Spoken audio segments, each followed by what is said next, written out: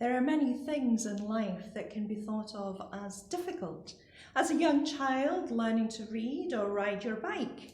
I can still recall trying to help my son. Stabilises off, stabilises on, then off again, then off for good. And what about learning to drive? So much responsibility and all that multitasking. Even getting through life with its ups and its downs, relationships, friendships, careers, it's never plain sailing. The list could go on and on as we could all name something different or think one person's difficult task was an easy one for us. But what about when it comes to following Jesus and experiencing God?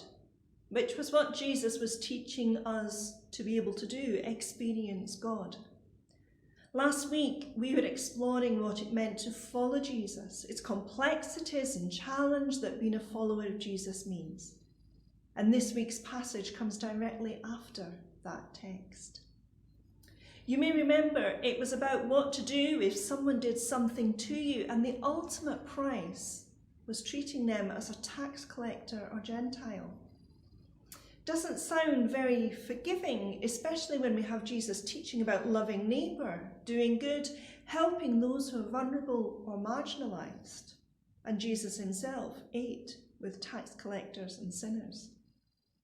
And then this week, we have the message about forgiveness. Out of everything, I wonder if this is the most difficult thing we are tasked to do. Forgiving someone else. In our passage, Peter thought he was being generous.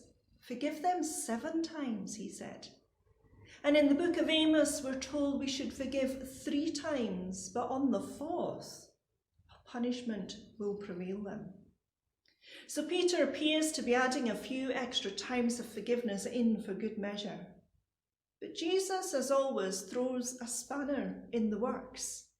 77 times, although some translations say 70 times 7, 490, if you do the arithmetic. But that is not the question we should be asking. It really is immeasurable, limitless forgiveness, or it should be. And the parable of the unforgiven servant shows this. The sum owed to the king is an unimaginable amount. A talent was more than 15 years' wages, and Jesus' audience would understand this. It is an impossible sum to pay off in any person's lifetime. But that is the point. It is the limitless amount of forgiveness that the king gives the servant. But compare this to the second servant's debt, 100 denarii. About 100 days' wages, and you see the illustration in full. That acceptance, understanding of forgiveness, grace and compassion did not extend further down the line to the next servant. The first was happy to be forgiven of his debt rather than forgive another of a lesser debt. It is clear that one who has been forgiven must in turn forgive others. Think back to the Lord's Prayer, which we've already said together this morning. Forgive us our debts as we forgive our debtors. Not some of them or a particular debt, but all of them. And in it, we are forgiven the same way. The snapping at someone at home or in a shop or wherever it might be just because we're in a bad mood. The disputes that stop us speaking to someone or a whole group of people because of something that happened many years ago. How many times do we forgive? We just don't get it.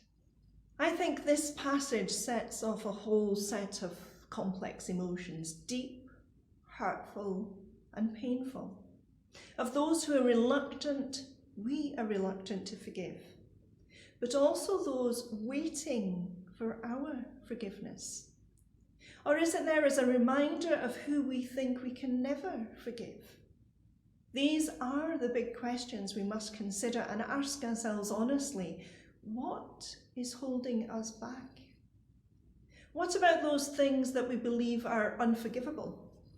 The "I will never forgive you for this" statement, which is often shouted in anger or frustration.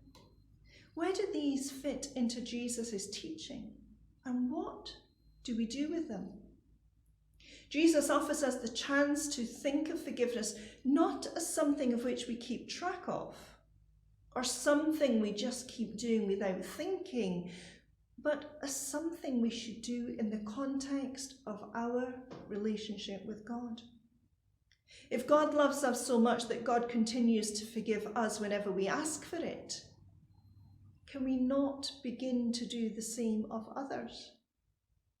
Maybe what we have to do is sit with all this discomfort, these raw emotions of what Jesus' teaching means to us and what being a follower means. The gospel is not meant to be cosy and comfortable. If it is, we have got it wrong. The issue is how hard forgiveness is. It is all about negotiating relationships with ourselves, with each other, and ultimately with God. Often our resistance to forgive is rooted in our resistance to believe that we ourselves can be forgiven. The final truth of this exchange between Peter and Jesus is that as much as we place conditions over who, when, and why we forgive others, we first do it to ourselves. Perhaps that is one of the hardest truths to hear.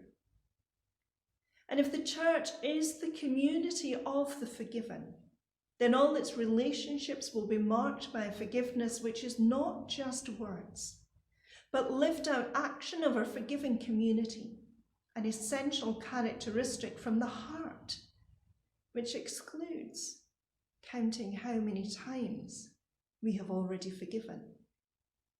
The hard part now is about to begin.